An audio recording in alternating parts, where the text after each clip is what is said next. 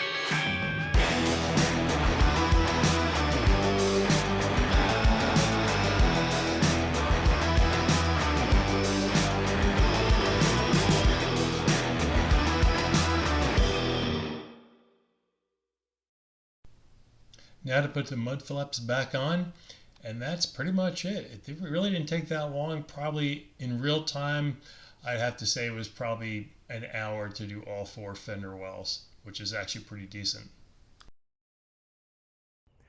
Okay, well, a little bit time consuming because let's face it, you have like 4 to 6 pieces per wheel well, and you want to take your time.